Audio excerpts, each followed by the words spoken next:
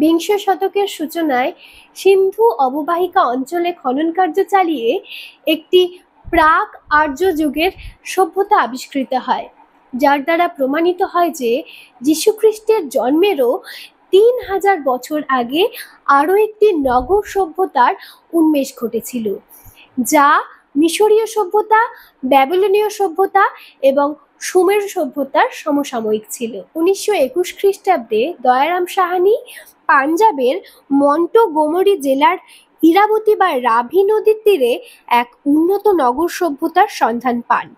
নাম ছিল হরপ্পা।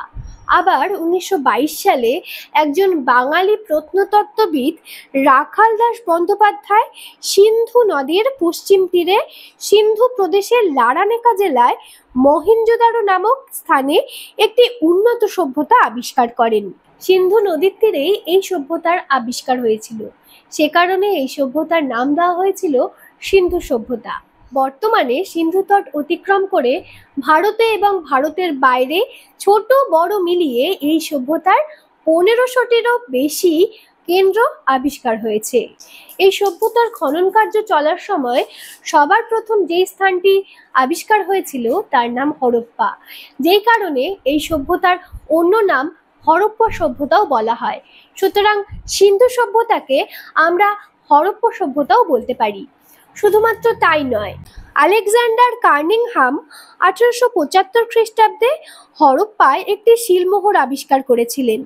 এছাড়া হরপ্পায় প্রাপ্ত নিদর্শনগুলি মহেঞ্জোদারো অপেক্ষা অনেক বেশি প্রাচীন এবং গুরুত্বপূর্ণ।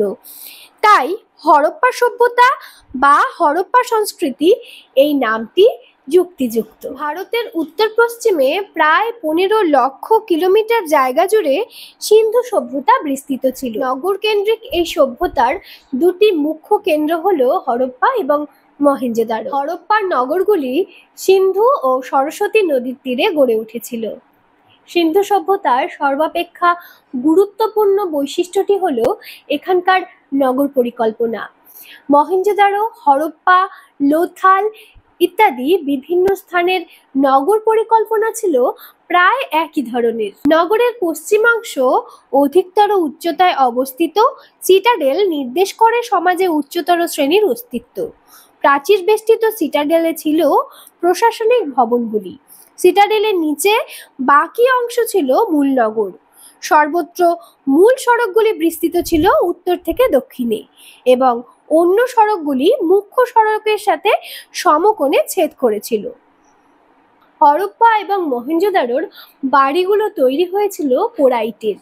সাধারণ বাড়িগুলিতে স্নানঘর এবং রান্নাঘর মিলিয়ে 4 থেকে 6টি থাকার ঘর ছিল এবং দোতলা 3তলা বাড়িগুলিতে প্রায় 30টা পর্যন্ত থাকার ঘর ছিল।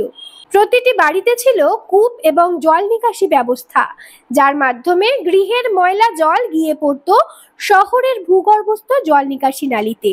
মহেঞ্জোদারোতে আবিষ্কৃত বৃহৎ স্নানাগারটি যেরকম বিভিন্ন লোকাচারের জন্য ব্যবহার করা হতো, সেরকম স্নান করার জন্য ব্যবহার করা হতো। স্নানাগারের দুপাশে ছিল জলে নামার সিঁড়ি। স্নানাগারের পাশে ছিল স্নানের পরে বেশভূষা পরিবর্তনের জন্য ছোট ছোট ঘর। কৃষি ছিল সিন্ধু সভ্যতার মেরুদণ্ড। তারা খাদ্যশস্য হিসেবে গম, রাগি, জোয়ার, বাজরা এবং বার্লি চাষাবাদ করতেন। সিন্ধু সভ্যতায় মুখ্য বাণিজ্য পণ্য ছিল তুলা। সে কারণে আমরা বুঝতে পারি সেই সময়কার মানুষেরা তুলা চাষ সম্বন্ধেও যথেষ্ট জানত। বর্ষাকালে তারা বৃষ্টির জলকে সংরক্ষণ করে পরবর্তীতে খরা বা বৃষ্টিহীন অবস্থায় সেই জলকে কৃষিকাজে ব্যবহার করতেও জানত। জল এবং স্থল উভয় পথেই এই সভ্যতার মানুষেরা ব্যবসা বাণিজ্য চালাতো। স্থলপথে পরিবহনের জন্য ষাঁড় এবং বলদে টানা গাড়ি তারা ব্যবহার করত। আর লোথাল বন্দরের অস্তিত্ব এবং বিভিন্ন সিলে নৌকা ও জাহাজের ছবি সিন্ধু সভ্যতার নৌ বাণিজ্যের প্রমাণ বহন করে। এই সভ্যতায় 100টিরও বেশি সিল পাওয়া যায়, যে সিলগুলি ছিল বর্গাকার অথবা গোলাকার। এই সমস্ত সিলগুলিতে বিভিন্ন জন্তু জানোয়ারের ছবির পাশাপাশি দেখতে পাওয়া যায় বেশ কিছু লিপি, যেই লিপিগুলোর পাঠোদ্ধার করা এখনো সম্ভব হয়নি। এখানকার লিপির ধরনকে বলা হতো ব্রস্টোফেডান লিপি। যেই লিপির লেখার ধরন ছিল আমাদের চেয়ে অনেকটাই আলাদা। যেমন একটি লাইন ডান দিক থেকে বাম দিকে ও তার পরের লাইন বাম দিক থেকে ডান দিকে লেখা হতো। এই লিপিগুলি লেখা হতো ছবি এবং কিছু সংকেতের মাধ্যমে, যেই সংকেতগুলোর পরিমাণ প্রায় 400 থেকে 500টি। সিন্ধু সভ্যতার অধিবাসীদের মুখ্য দেবতা ছিল পশুপতি শিব।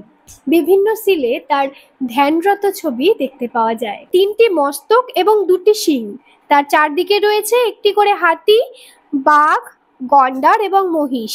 তার পায়ের সামনে রয়েছে 2টি হরিণ। 1600 খ্রিস্টপূর্বাব্দে এই সভ্যতার পতন ঘটে।